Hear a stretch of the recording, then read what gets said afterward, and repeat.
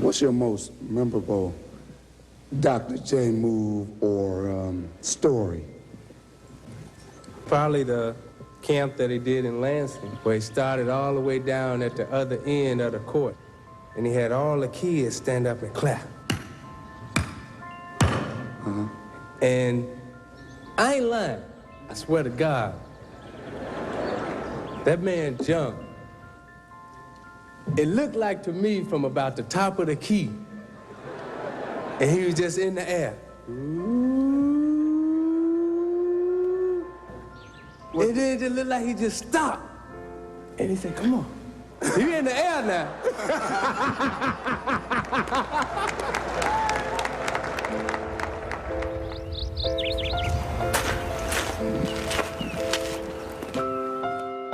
There was a time when history was chronicled by word of mouth, and the stories that were passed down from one generation to the next were called legends. Through the ages, they grew and grew. Today, legend is an overused word. And in the world we live in, where history is recorded in every way you could imagine, they can't really exist anyway. But if you look hard enough, you could still find them out there. Maybe the very last of their kind. So there's a rumor out there that you can still dunk. Who's spreading the rumor? Me? Unless you have the ticket stub to prove it, you probably never saw Julius Erving when he changed the game of basketball. You had to rely on someone else to tell you just how great Dr. J was. The legend's incredible. The real story is even better. He was Michael Jordan before there was a Michael Jordan. I think I do try to emulate him. Everybody wanted to be like the doctor. Who's your favorite basketball player? Dr. J. Dr. J could do things in today's game guys cannot do. Hey, doctor, he's got it! The legend preceded him wherever he went. Doctor's bad. You heard it? Greatest play I've seen in a long time. The chances were you couldn't see it. I can't show you how he did it, but believe me, he did it. Julius jumped over his head. Erving, look out. We always looked at Dr. J as like an alien. He was the coming of a new age. Julius truly was a legend, but the entertainment, my friend, is in the style.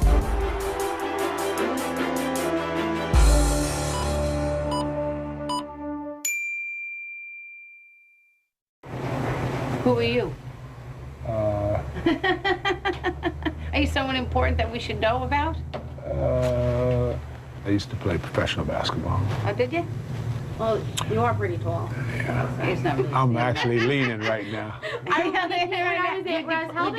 had to do that. Played for the Nets when they were in Long Island, and 76ers, and a defunct team called the Virginia Squires.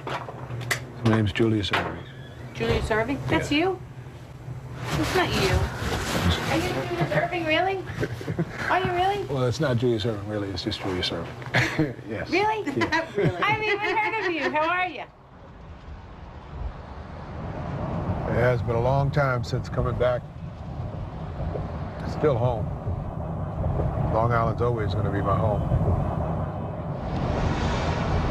This is Campbell Park right here, under the water tower, Campbell Park.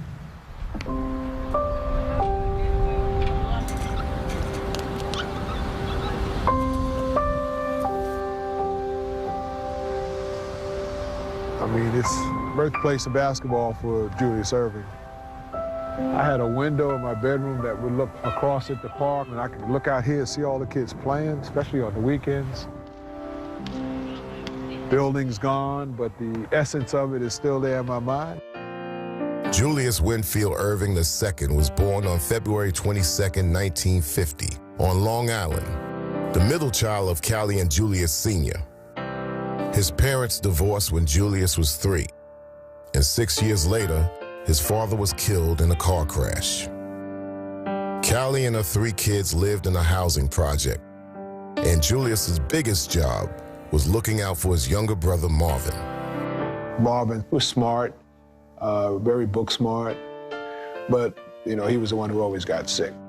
He had asthma, and he would always break out with rashes. That made me more protective, you know, subbing in for the father's role and, you know, being more than a big brother.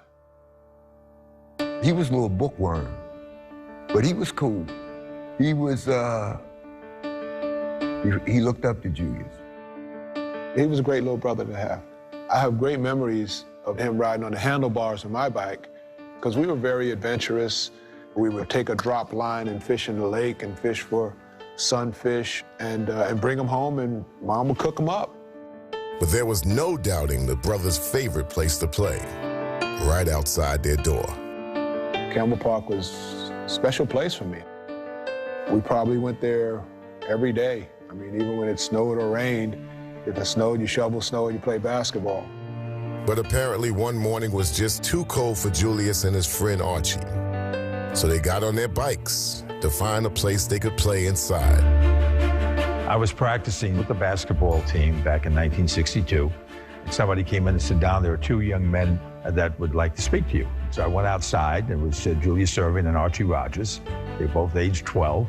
And they asked me if they could play basketball here at the Salvation Army. And at the time, this area was all white. Nobody on the team but me and Julius was African American. But we were children, and we didn't feel the racism. Archie and I, 2 black kids and 10 white kids, and we became a team. When Julius was 13, his mom moved the family into a house. He played ball at Roosevelt High School, and thanks to his best friend on the team, he'd gained something that would stay with him the rest of his life.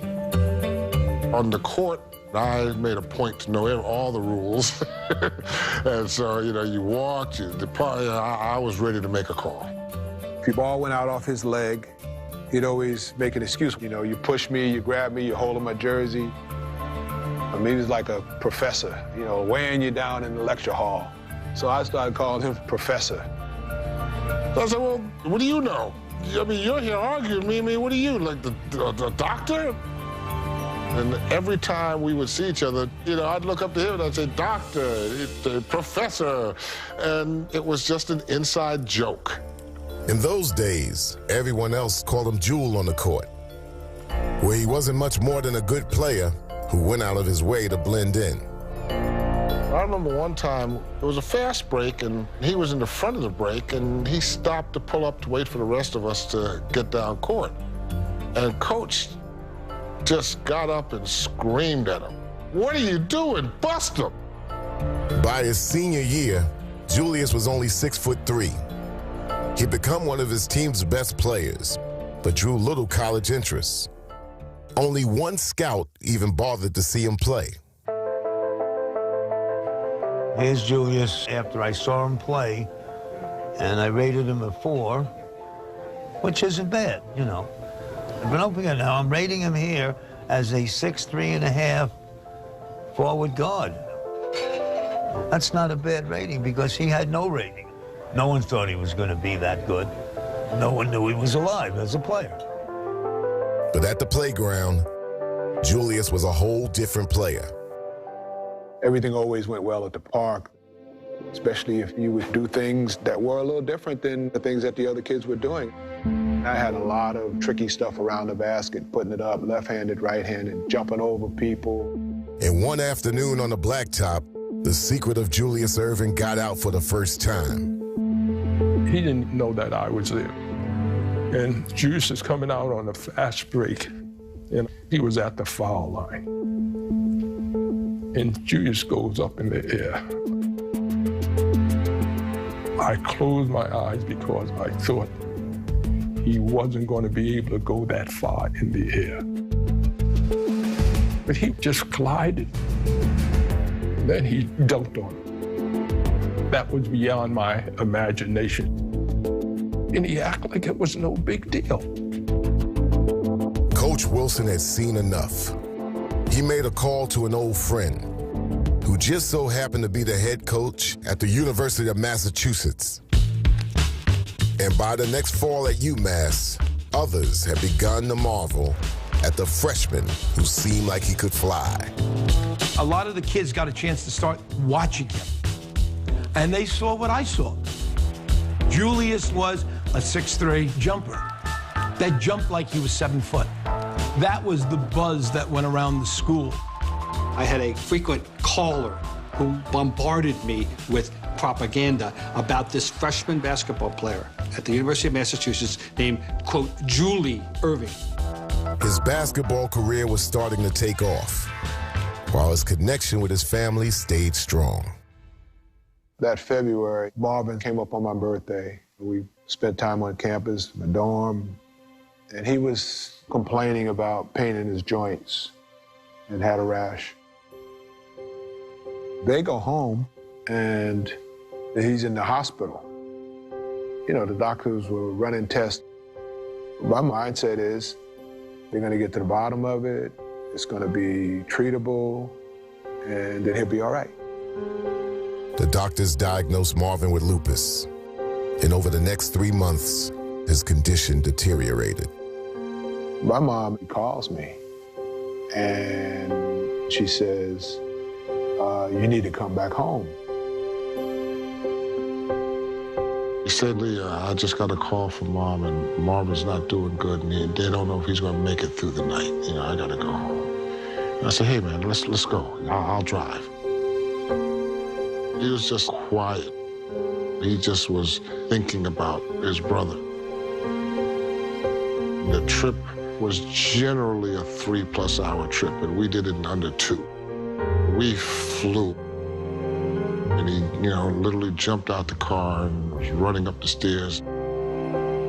His mother was in the room, and, I heard his mother scream and just cry out.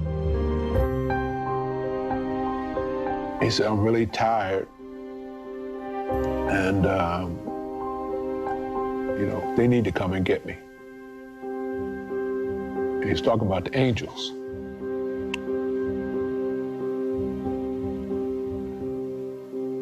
And that was the last thing he said to me.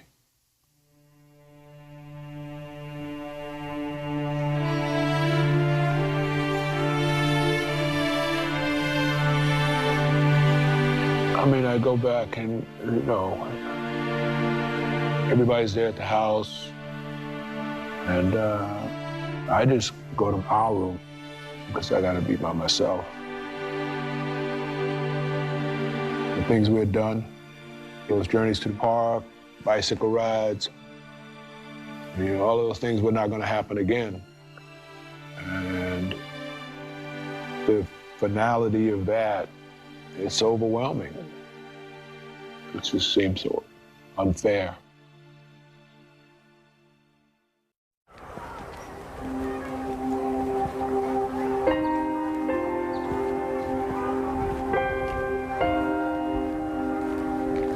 Sometimes when I dream about living in the attic with my brother. So this place has come back to me many, many times, and now I'm back in it.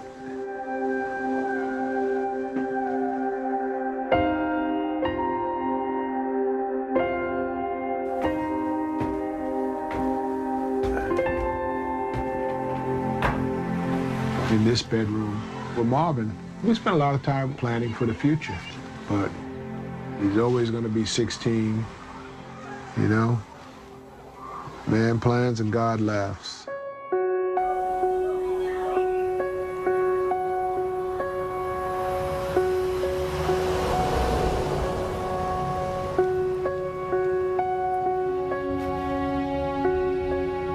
When I went back to school after his funeral, all I could do is take his spirit with me. So when I line up against an opponent who is only thinking of being one, now I got 2 spirits in there. I got mine, I got my brother's. I have a slight advantage.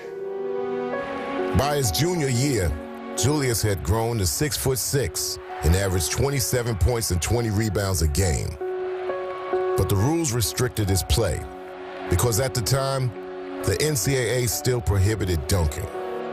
He had to save that for the playgrounds. And after the school year was up, he began heading to the most famous playground of them all. Since the 50s, Rucker Park in Harlem had hosted summer tournaments that brought names as big as Wilt Chamberlain and Connie Hawkins to the blacktop to play a version of the game where style was essential to the substance. The first game you got in on this court here and played like a bum, you was a bum. So when Julius Erving came to Rucker, he'd either be known in the basketball world as a great player, or he would have probably figured out a way to deal with his books and keep his grades high. We played him the first game, and they kept saying, you wait till Julius gets here. You wait till Julius. And I'm like, who's Julius? I'm in the NBA. What I care about Julius? Tom Hoover had never heard of him. But soon enough, the kid named Julius was doing things that no one at the Rucker would ever forget. At the baseline, he dunks, and the guy takes the ball out to throw it the length of the court for a fast break. He jumps up in the air and catches the ball and throws it down. Charlie Scott shot a long shot, and Julius came, took it out of the air, and dunked it. I took it right there. I said, I don't need to see anything else. This was it. People here in Harlem, they really know good basketball. And, you know, if you do something real nice, you know, they show their appreciation. He came down one time, I had the angle on him. He dunked the ball so bad, the ball hit me in the top of the head. My teeth fell out on the ground. The crowd roared. I had scrambled to grab him off the ground and put him back in my mouth. That helped build his reputation. There was just one thing left for Julius to earn at the Rucker.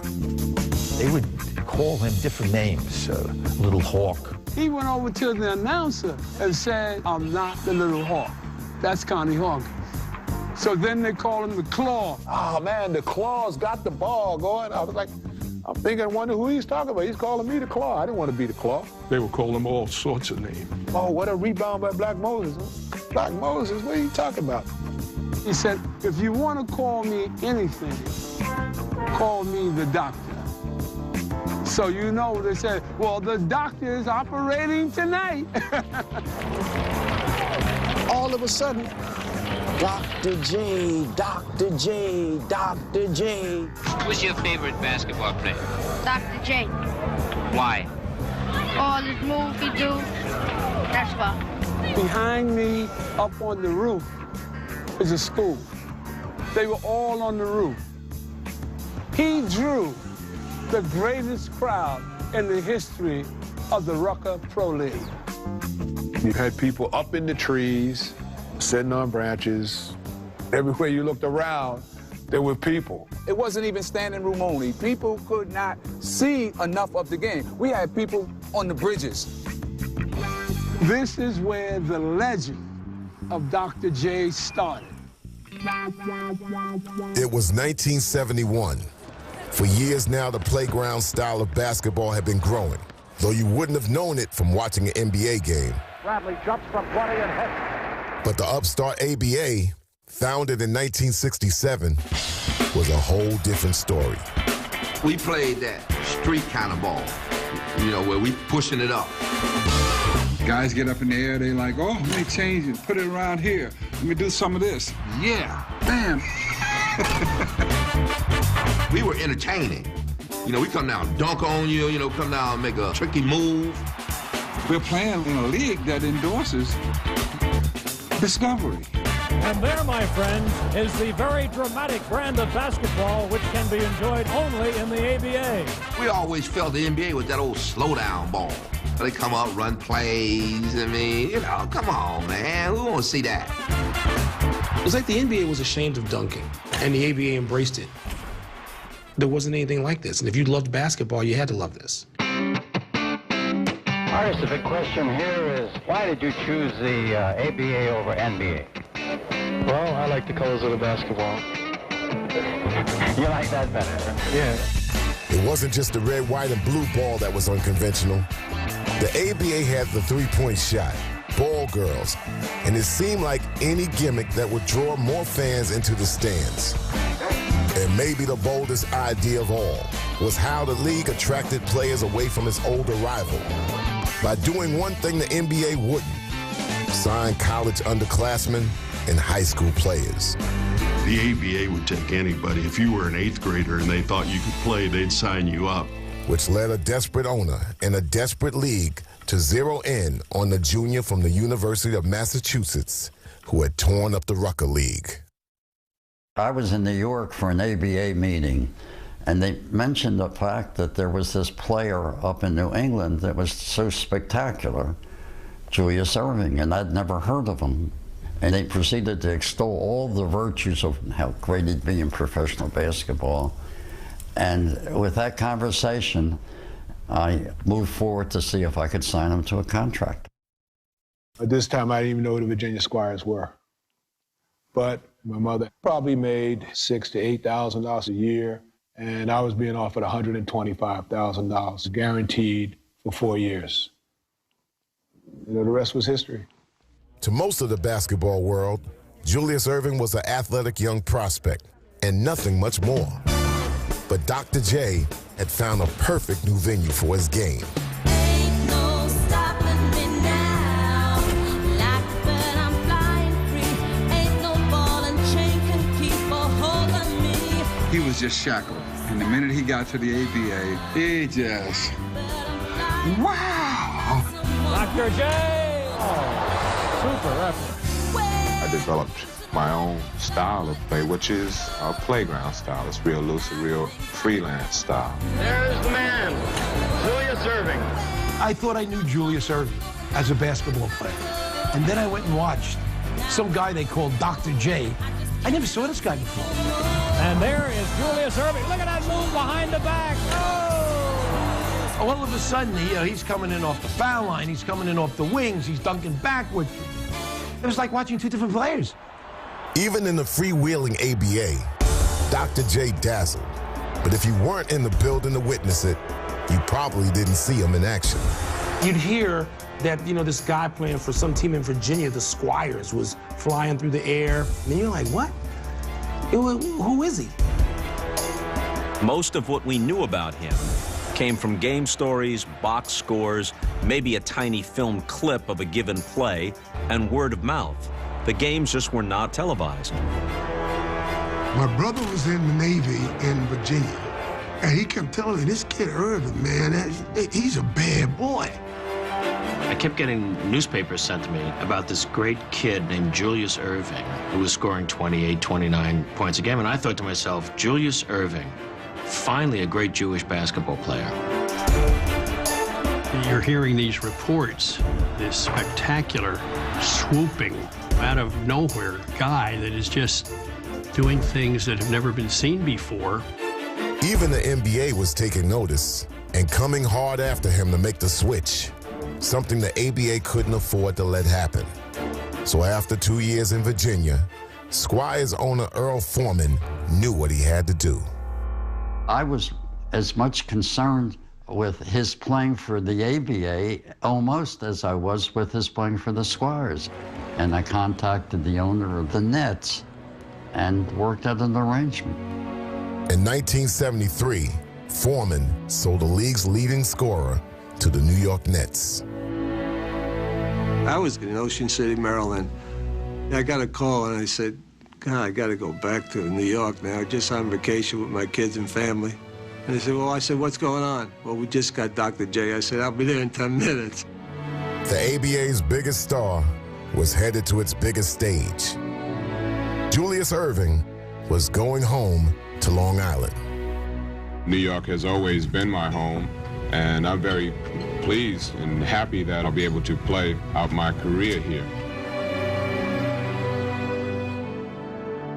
This is New York, Long Island's Nassau Coliseum, home of the Nets. It's past the buck night here, a $5.50 ticket for only $1. It's also bread night, a free loaf of bread for every fan. But there are only 9,300 fans who pass the buck here. 9,300 fans to see the second place Nets. 9,300 fans, $9,300 to see the fabulous Julius Erving, the great Dr. J. coming back to Long Island, life could not have been better. I mean, it was such great anticipation. Coming to play basketball in the place where I was born and raised. This building was brand spanking new. I mean, the identity of the Nets now is Brooklyn. But, you know, my time here and my era here, I think was very, very special.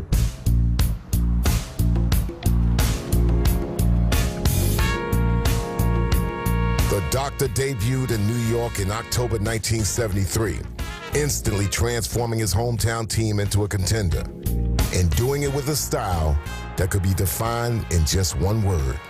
Cool. Dr. J was the epitome of cool. If you look up the definition of cool in the 1970s, it says, see Julius Erving. And it starts with the afro.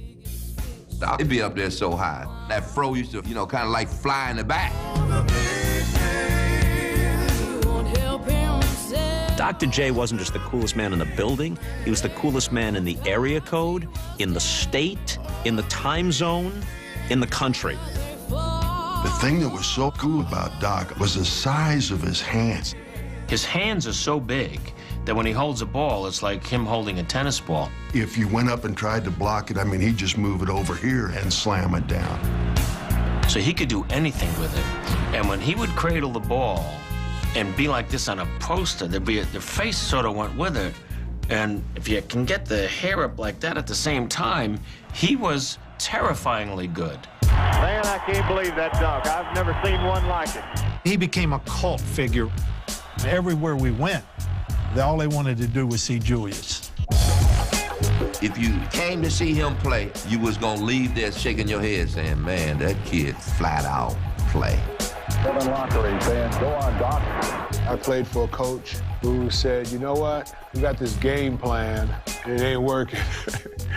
You need to do something. Here's the doctor. We're playing Kentucky, and Dr. J's on a fast break, and Artis Gilmore, it's a mano a mano. He's waiting for Doc. Now, Gilmore, for people that don't know, is 7'2" with a 5-foot afro.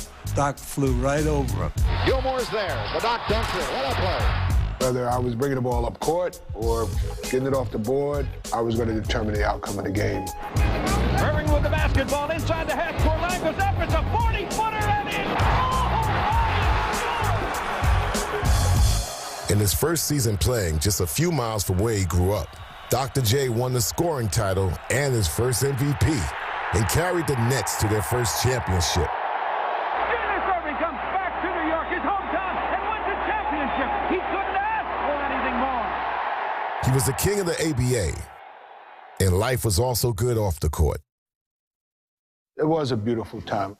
I mean, I have a wife and I have 2 sons, and I'm very happy, very excited about the prospects for the future with a woman who I adore and who I'm going to spend the rest of my life with. And basketball seemed to be taking care of itself. But while the next season brought another MVP award as the Doctor continued to soar, Look at Julius. all around him, the league was still struggling to lift its own fortunes. There was always that challenge of being the other league, not having the major television contract, not getting the notoriety. We were the NBA. We had the greatest franchises. We had the greatest players. The ABA was good basketball. It was fun basketball, but it wasn't the NBA. The war between the leagues was now nearly a decade old, and the ABA was losing. By 1975, the American Basketball Association was a little bit like the Titanic after it hit the iceberg, kind of listing to the left and taking on water.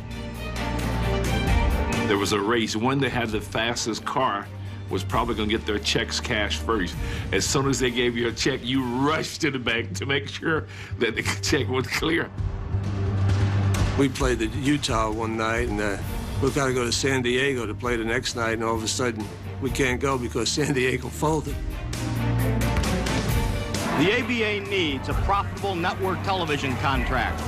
It can't get that as the league now exists without merging with the NBA. So that means the alternatives for this league is consolidation or collapse.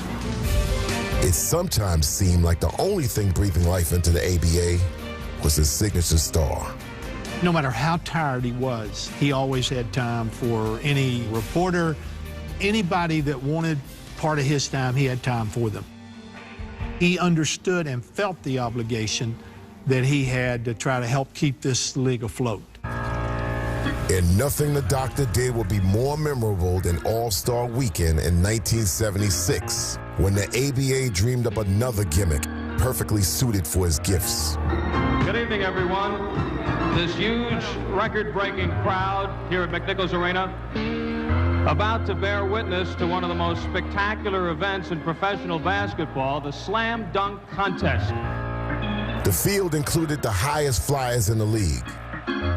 But even they knew there was only one guy to watch. For the New York Nets, the fabulous Dr. J. Julius Erving. I was going up against Doc.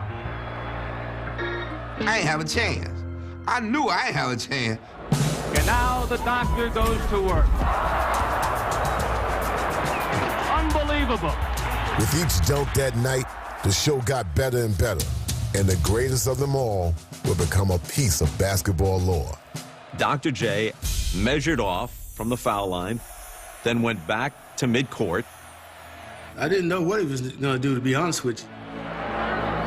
He took off running with those short shorts, and his afro was blowing in the wind. Just before the free throw line, he takes off, and bam! And that sends everyone reeling. Julius Erving. Before that, no one had seen that. First came the stunned silence, the gasp of disbelief, and then the roar of approval. And the winner, Julius Erving. It was bigger than I think what anybody thought it was going to be. You know, because 2013, we still talking about it. So now how special was that? By that 1976 season, the ABA was on its last legs, eventually shrinking down to 7 teams. Erving, unbelievable. But Dr. J was still flying high, capturing his 3rd scoring title, his 3rd MVP, and leading the Nets back to the finals, where they faced the talented Denver Nuggets.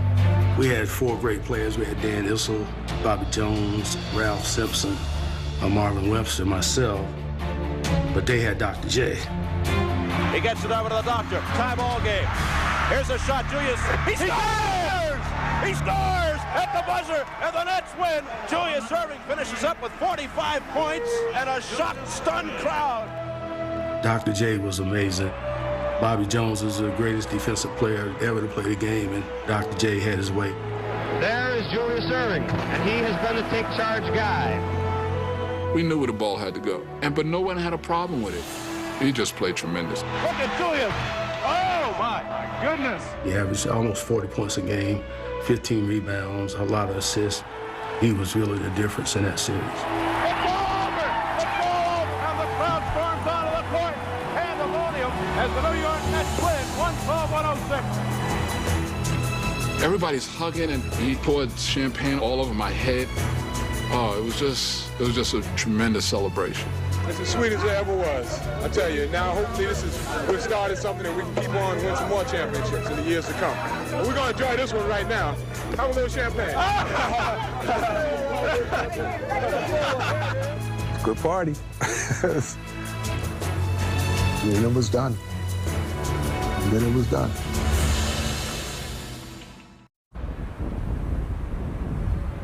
Let me say good morning to everybody. How are you doing? I'm Julius Erving. Haven't been in this building in a long time, but it's kind of nice to be here. In the summer of 1976, pro basketball's 2 leagues at long last came together, with the NBA absorbing 4 ABA franchises, including the New York Nets. But in a cruel twist, Nets owner Roy Bowe owed his new league millions of dollars in entrance fees and couldn't afford to keep the superstar who had kept his team and his league alive for so long. I kept telling Roy Bowe, you can't do this. I mean, you know, we're never going to be able to replace this guy. It's like selling Babe Ruth to the Yankees. I called Billy Melchione, and I did ask him, is Julius Erving available? And Billy said no.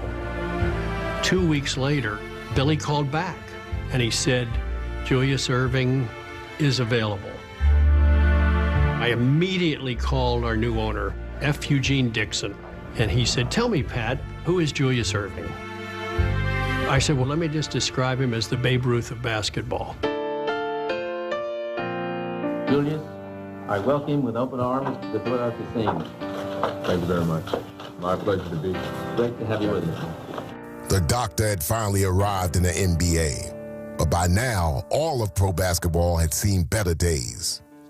In '76, we needed help. The two leagues had battered each other to pieces, and the league was not healthy. After the epic Celtic dynasty of the 60s and transcendent stars and teams of the early 70s, basketball had seemed poised for a golden age. But instead, the perception of the sport had changed dramatically. The league was viewed as having too many African Americans, being at the heart of drug issues, players being overpaid. In the 70s, people were afraid of all these things. White folks didn't know what to make of it. And sponsors didn't know what to make of it. Do I want to be associating my brand with this? And now there was an influx of new players from the league that glorified the playground. Letting in the sideshow of the ABA. Our business may have been bad, but the stubborn fans of the NBA said, well, we don't need those guys because they're not playing a real brand of basketball. But there was an undeniable curiosity about the biggest star of all making his debut. I want to see Julius Erving more than I'd ever wanted to see any athlete in my life, because you'd heard so much, and he was supposed to be so different. I think everybody was saying, show us. Show us. How good are you really? From UMass to Rucker Park, Virginia to Long Island, the exploits of Dr. J had long been a tall tale more than anything else. And now, in Philadelphia, he was about to prove that the hype was real. Look at Julius Erving. Watch this. There. The doctor. Oh, brother. Where'd this guy come from? Look at what he does out on the court. My God, there was nobody like him. That's incredible. Doctor's bad. Doctor is cold-blooded. He worked the cold-blooded operation. Julius was like that bird coming in on the wing, swooping in, dunking on people. It was just something to see. The doctor with his magic show. When you finally got to see this guy play, it felt like someone was giving you a gift. And Julius swoops to the middle. Oh my gosh. Did he just do that? Really, did he just do that? House ball. Erving with the good shot. I'm guarding him, and we were in Philadelphia at the time. Here's the doctor. Everybody up in the spectrum. All of a sudden, I see 18,000 people start to rise to their feet, and I'm thinking like, oh, something bad is about to happen here. Can go for the tie now. Erving maneuvers in. Julius has got it. That is the biggest play of the game. You would go back in high school and college and tell your teammate, did you see Dr. J yesterday? You didn't even remember what the score was. Did you see the moves that he put on? Doc just picked the ball up with one hand without even touching it with the other one and windmilled this ball like his arms stretched from over here all the way like a rubber band. Boom! The crowd went crazy. I can't believe that play. Me and Darryl Dawkins over there, we knew it was basketball then. Have you ever seen anyone better than him? No, I haven't. He was the first guy I ever saw with air brakes. Air brakes. He was going to the basket straight, and all of a sudden, he said, "Rrr!" and started going sideways. How did he do that? I was like, somewhat like a girl. Oh! Doc! Oh! Never saw that before. The NBA had never seen a player like Dr. J or a team like the 76ers, whose supporting cast included George McGinnis, Doug Collins, and a brash pair of youngsters. And they all played like stars. We had world beat Free, who never met a shot he didn't like. And here I am. If you give it to me, I'm shooting it. When our team, first guy got it, shot it.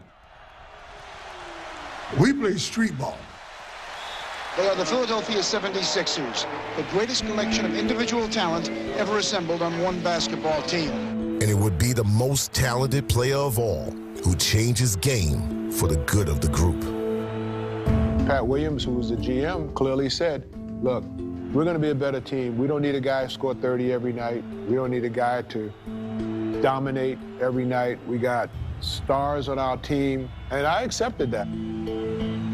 So many people ask, when will the real Dr. J show? So it doesn't bother you that two guys you beat out in scoring in the ABA, Durbin and Thompson, have now passed you in the NBA? Well, scoring is an individual statistic, and I think the objectives of the team are things that have to be paramount and have to come first. He didn't want to rock the boat.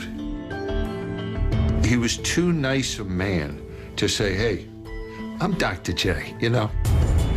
But it worked. As the Sixers made it to the NBA Finals to play their polar opposites, the Portland Trail Blazers. We represented the team game, making the other people better. The 1977 Finals were almost a morality play in the eyes of a lot of people. This was the basketball world, the old world, taking a stand against these invaders and protecting the women and children from these crazy people. And as the series began, it was best to hide the women and children. Tip goes to McGinnis, quickly to the doctor. The doctor reemerged, as if to show the basketball world who its best player was, once and for all. Erving to the basket. The doctor came through. Portland's team concept looked to be no match for Erving's individual brilliance, as the Doc powered the Sixers to a 2-0 series lead. Erving, does he have time? He's airborne. But late in game 2, everything would change. Hill, Dawkins, and Maurice Lucas. It's Dawkins and Lucas. Dawkins and Lucas. Jack Ramsey pushing Dawkins. And now they pull Lucas back. Ramsey is out there. There was a division created by that fight, and Portland used it as a rallying cry. Portland pulled together, and we pulled apart. Davis cuts, makes a beautiful pass. Portland knew how to wait for the guy to come off, pass the ball. Another great pass by Walton. Wherein we were, hey man, get over there and get the ball. What's wrong with you? I ain't passing to you no more. It was a big difference. The Blazers stormed back to take the next 3 games of the series.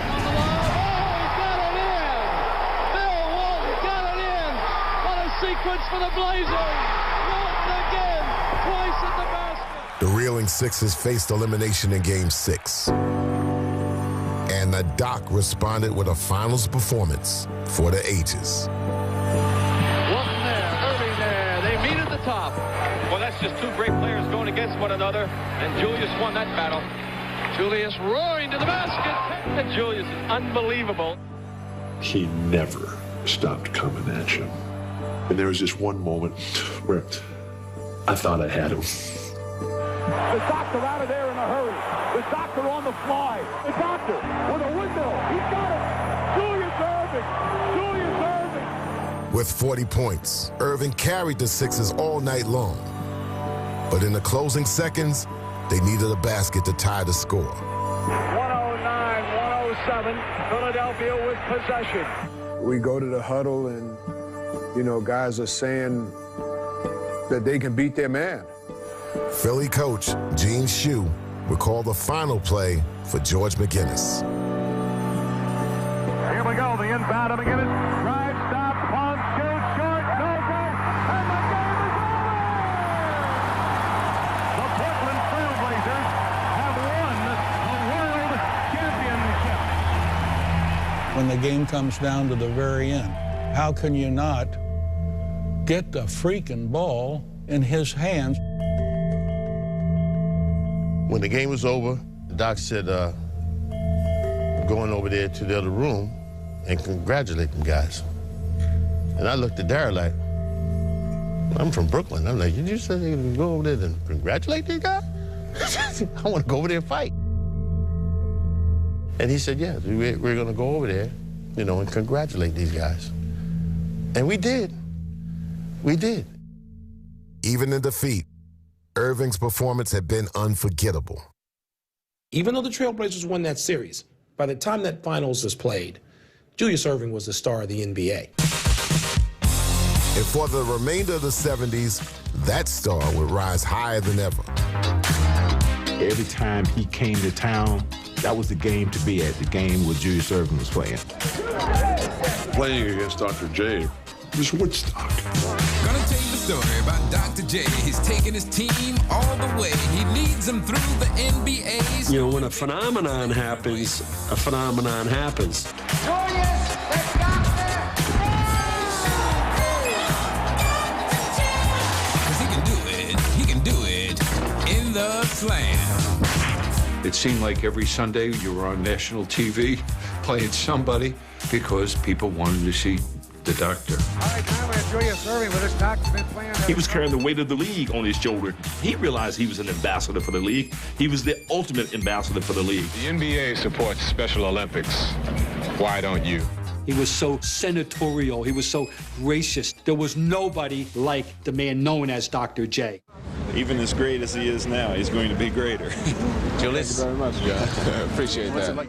It was always like Julius was so cool. The language was like, indubitably. These rings are significant because they represent important associations. I remember I was so happy as a young black man who cared about language and presentation and image that Julius Erving sounded the way he sounded. Say, hey, Dr. J, where'd you get those moves? You move with such grace. Are you a member of the human race? Major corporations decided that they wanted this guy to endorse their product. The idea that a black guy would be the face of a national brand, that was really radical. After years of underground stardom, Dr. J's popularity had exploded with a universal appeal that was unprecedented. I remember a lady saying, I would want my kids to grow up and be like the doc. And these were white people, Doc blacker than me. You know what I mean? These were white people. They were like, I want my kids to grow up and be like this man. And I was like, wow, man, that's some serious stuff right there.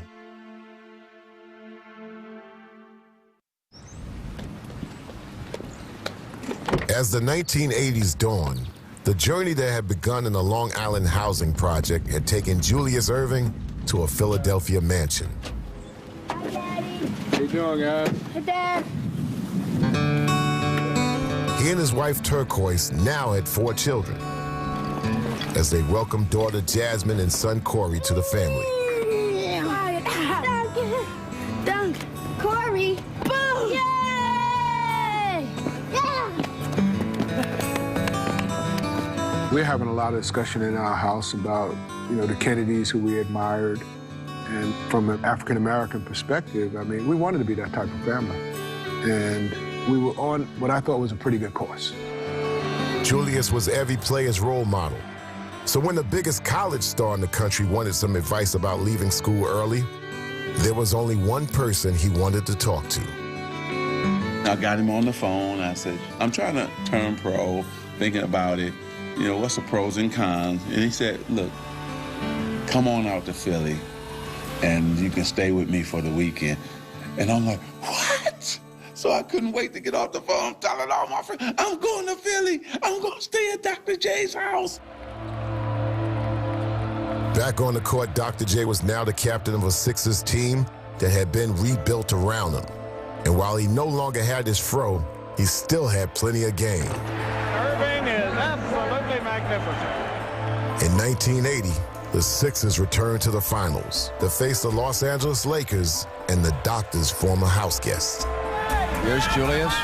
The Doctor was in peak form as the Sixers fought to split the series' first 4 games, and he was never more breathtaking than on a play late in Game 4. Man, he did a move, which is the all-time greatest move I've seen. Magic and I were sitting there, and we were sitting right on the baseline. And when Dr. J left his feet, he didn't know what he was going to do. When we cut him off baseline, he started walking in there. Got the ball in one hand. And we said, wait a minute. He's got to come down. There's no way he can stay in the air that long.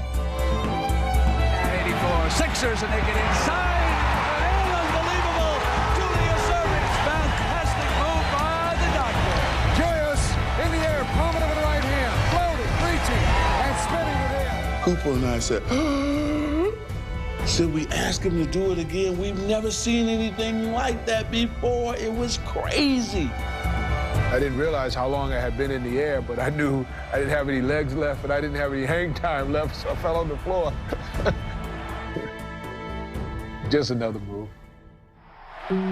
Julius had again left a mark like none other. But a few nights later, back in Philadelphia, it was Magic who upstaged the doctor in the Game 6 clincher. The most valuable player is Magic Johnson. He starts at center, plays forward and guard. Magic played every position, and they won a road game in Philadelphia that broke our hearts. From the time Julius arrived in Philadelphia, any year we didn't win a title was a failure. 1980 had marked the fourth season with Julius, and without a championship. How many more IOUs are out there? We owed you one, we owed you two. When the hell are they going to win something here? In 1981, Doc would be the league's MVP, but come up short again in the playoffs. This time to Larry Bird and the Celtics. The one thing that eluded Julius was winning a championship in the NBA. And here he was, now taking a back seat to Magic Johnson out in Los Angeles and Larry Bird up in Boston. So many would say, well, you won in the ABA. What does that mean? That doesn't mean anything. That was a minor league. You got to win over here. At the end of the day, if you win a championship as an NBA player, it's on your chest forever. If you don't, you're always viewed as not quite a champion. In 1982, the Sixers would follow Julius back to the finals again. And again, they'd lose to the Lakers. The Lakers are the world champions.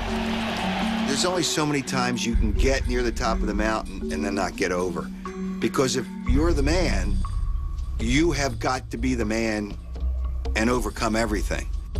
There was great doubt that Julius would ever get it done. A lot of folks around the league began to say, great star, not going to win a championship.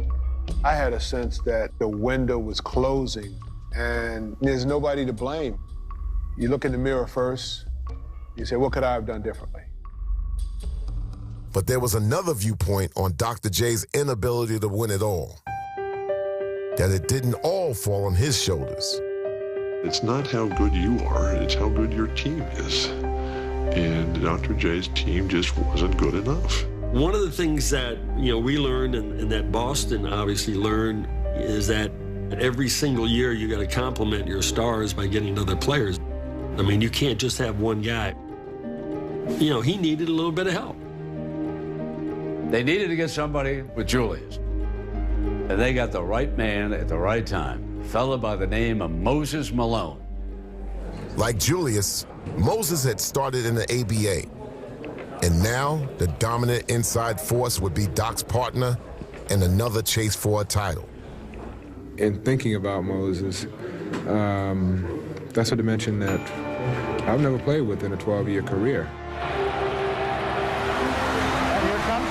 Moses Malone drops it off the Doc, who sends it up and in. They just complemented each other's talents so well.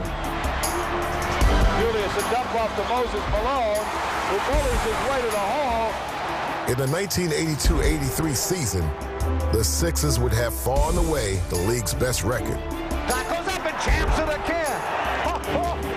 If they won by 25, it was a bad night, and just crushing teams. And while Moses Malone ended up as Philly's top scorer, Dr. J still led the team in highlights. And none would be more memorable than a late season breakaway against LA. I was there when he had that famous dunk against the Lakers. Literally stole the ball right in front of me. It's going to be stolen by the Doctor. Yes, he's got it. Here he comes. Way rocks the baby to sleep and slam dunk. And the doctor made a sensational play. I can't explain it. I mean, it was just like this intense release of emotion. It was incredible.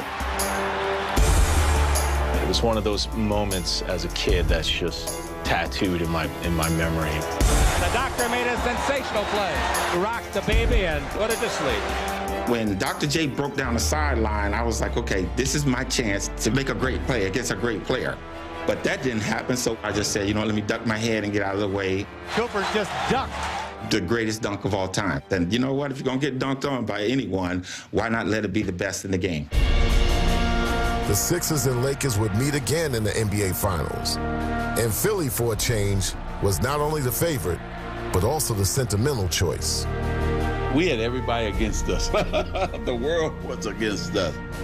I've never seen the country want to cheer for one guy because what he had meant to the league and what he had done for the game of basketball.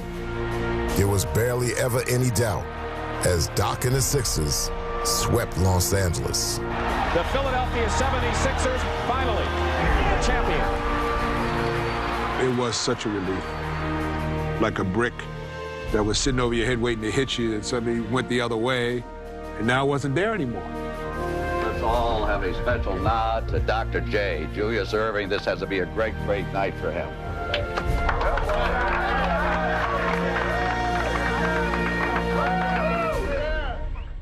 I saw like the jubilation on his face, just like relief. Just, we did it. We finally did it.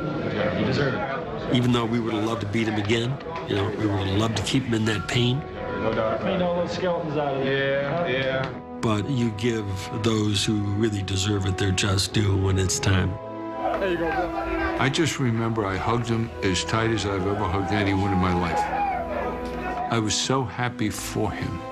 Stay close together, Doc. Because if there was ever a player that deserved to have that one little piece that he was missing for his legacy, he had it now.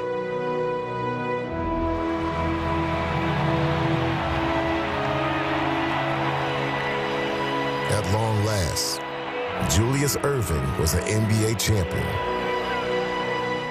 It wasn't quite that easy. Because I've been trying to get here for 7 years. Julius was no longer the kid with the crazy hair who changed the game. He was 33 now, old for a basketball player, even though on most nights, you'd never know it. But a new era had begun in the NBA, and he'd never get a chance at another title. And as the years continued to roll by, the final question in the career of Julius Erving was how long would it last? And in the fall of 1986, he let everyone know. Quite simply, I just notified the 76ers that I intended this to be my last year in the NBA. And one of the main reasons why was because I've been constantly asked this for the last 3 years. His timing would give fans and players across the league a chance to express their thanks. We had to admire this man's athletic ability, and above and beyond all of that, the man's class. It was like being around royalty. An elder statesman type class, dignity. It was pretty cool. A most respected and admired adversary whose great skill and competitive play has entertained so many for so long on the Boston parquet. But no tribute was more emotional than the honor he received from his old ABA team. He was the ABA. He revitalized the NBA. Ladies and gentlemen, Dr. J.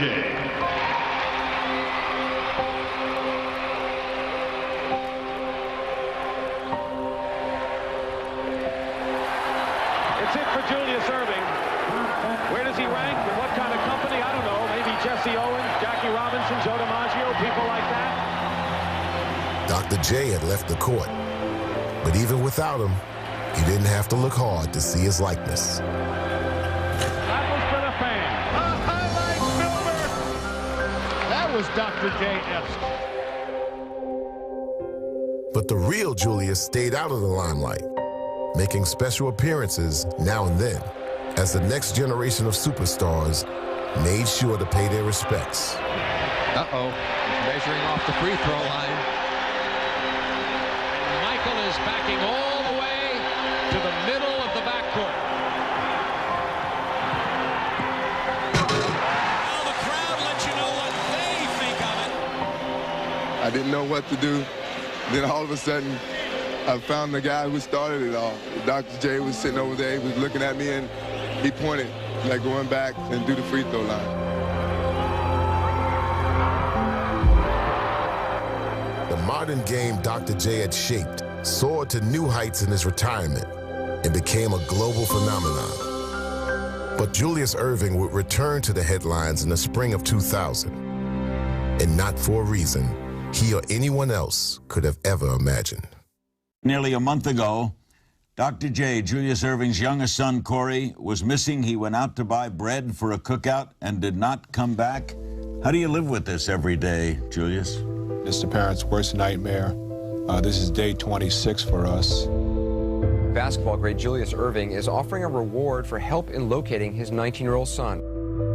5 weeks go by. You're helpless. It was controlling our lives. This was it. This was the only thing that mattered. I just want him to come home or somebody to let us know what happened to him. And we're holding on and hoping that he's going to turn up. Sad news this morning, a tragic discovery in Florida where authorities announced they believe they have recovered the body of basketball legend Julius Erving's missing son. Researchers found Corey Erving's car submerged in a pond near the Erving family home. There's a little deja vu. I lost my brother when I was 19. Now Corey was 19. Detectives say they believe the son of basketball legend Julius Erving simply took a fatal turn on his way home. It's like your guts are being ripped out. There's an emptiness.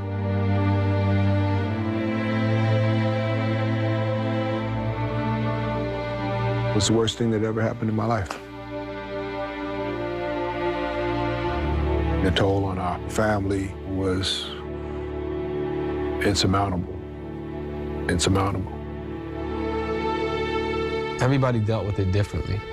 And I think the way that my dad deals with most things in his life is the way that he dealt with my brother passing, in that you gotta pick yourself up, dust yourself off, and carry on with life.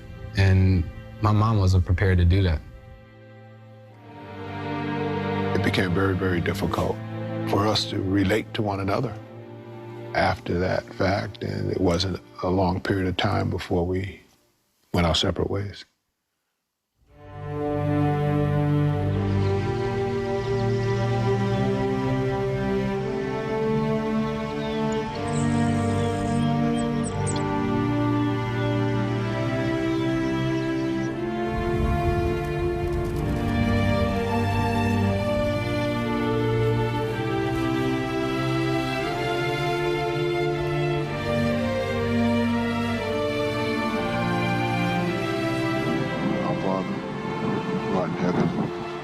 Hallowed be thy name. Thy kingdom come.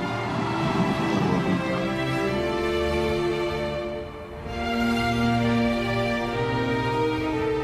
I'm amazed when I see people 40 and 50. They haven't lost anybody.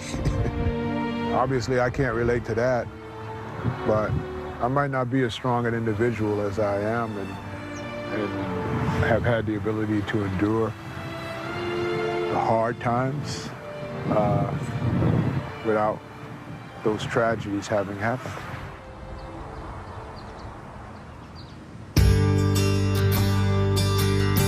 Anybody that would spend time with him would never imagine the loss that he's dealt with. But he has a positive spirit and energy. And as far as it relates to that legacy that is him, I think he's still creating it. I don't think it's done yet. There's something called essence. And essence, I think, is, how you want people to feel about you. It's not that important that the whole world knows who I am and knows what I did. That's not how I function. To me, I like to keep the carrot out in front of me. I like to think that the best day of my life, the best time of my life is yet to come. He glances in the mirror and looks forward. Everyone else sees him and looks back. It's just one more contrast in the life of Julius Erving.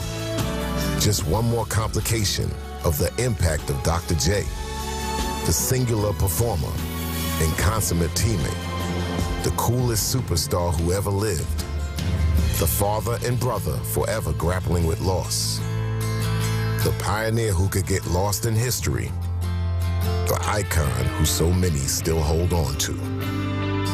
The way in which commentators and journalists talked about this guy, Dr. J, was so much reverence. I'm like, I want to be Dr. B. I was a kid, but I don't know that I'd be Dr. Boyd today were it not for Dr. J. You rock the baby and put it to sleep. Your hero is someone who inspires you. I look at that dunk. My wife thinks I'm crazy because I start to get a little teary-eyed. She's like, you're crazy. I go, this is what has helped me, achieve what I've achieved, growing up in Philly and watching the great Dr. J. Everyone's got highlights. But after all of these years, you still go, wow. Who could have told that he would become one of the greatest players and people to ever step onto a basketball court? And will always be, no matter who comes behind him. That man is universally loved. This magnificent performer who had the ultimate gift. He made people happy.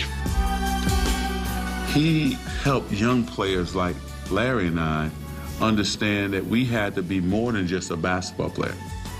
When greatness meets class, that's what God created in Dr. J.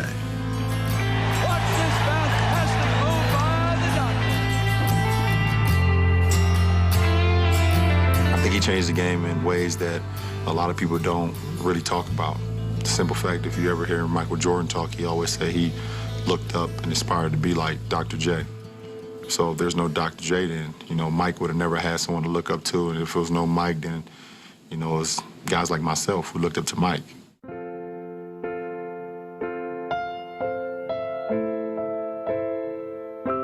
Unfortunately, I didn't get to see much of Dr. J when I was a kid. And really didn't see the true creative player that a lot of people have spoken about.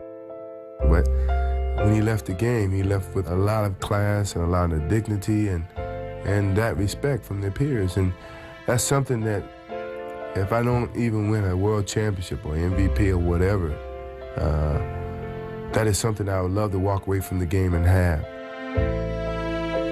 There was a time in basketball, not even that long ago, when you weren't able to see the most exciting player in the world night after night on the court. So news got around by word of mouth, and tales were passed down from one generation to the next. So it's important to keep the greatest story of that era alive. That way, the legend can live forever.